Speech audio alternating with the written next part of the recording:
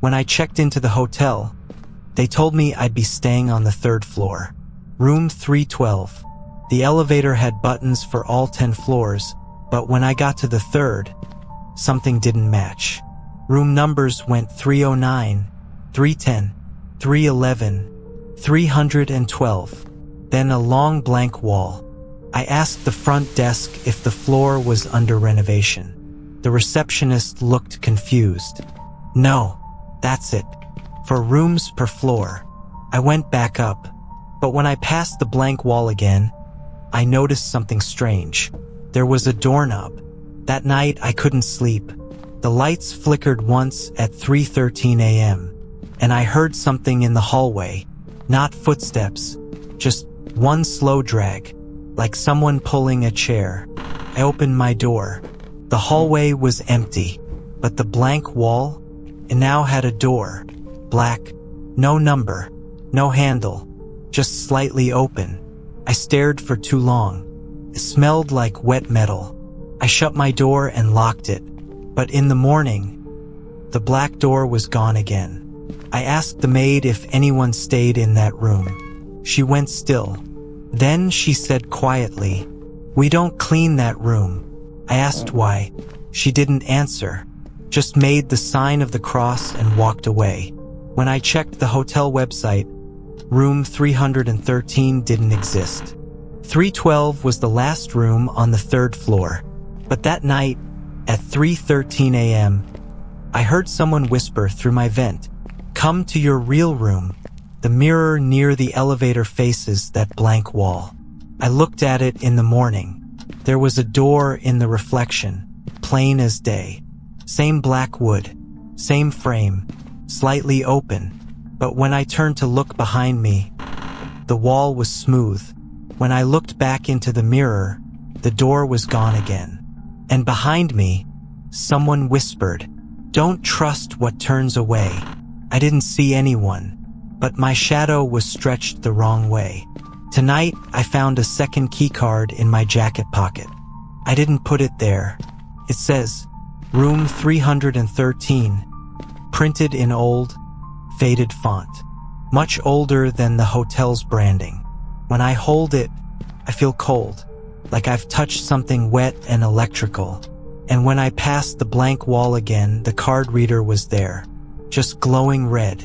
I haven't used it, not yet, but I keep hearing scratching from behind the wall, like something knows I'm holding the key. Tonight, I couldn't resist. At 3:10 a.m., I stood in front of the wall. This time, the door was there, and the red light on the card reader blinked slowly, like it was breathing. I swiped the keycard.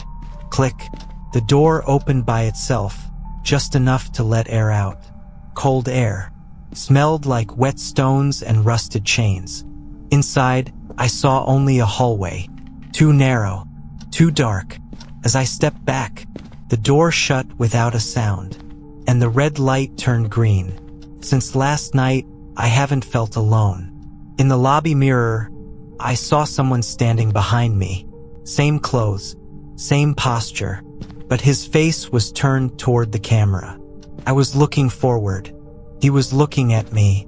In the elevator, every time the doors open, I see that door, even if I press a different floor. And when I check my keycard now, the number has changed.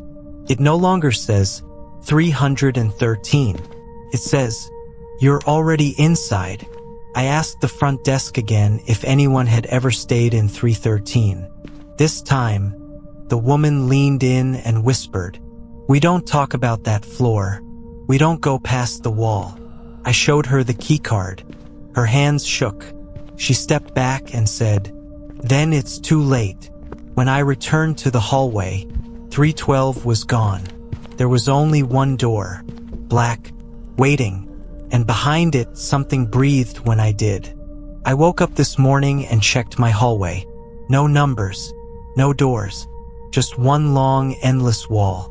The elevator button for the 3rd floor no longer lights up. I tried walking down the fire stairs.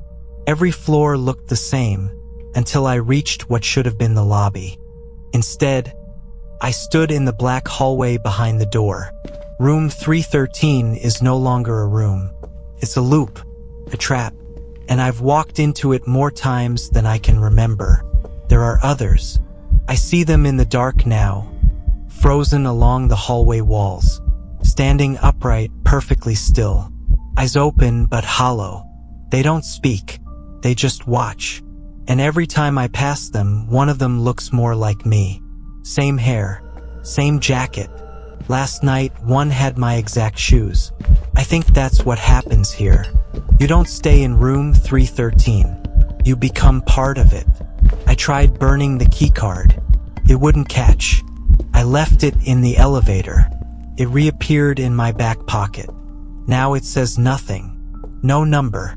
Just a reflection of my own face, staring back from the plastic surface. But in the reflection, I'm smiling. I'm not smiling. I tried running to the front desk. The lobby was gone. Only a long black counter. And behind it, me, waiting. In the room, the mirror now shows things I haven't done yet. I saw myself knocking on someone else's hotel door, smiling, handing them the keycard. "You'll love it," I said. I smashed the mirror, but the reflection kept going, like it didn't need the glass anymore. And on the broken shards, a sentence appeared. "The room travels through people.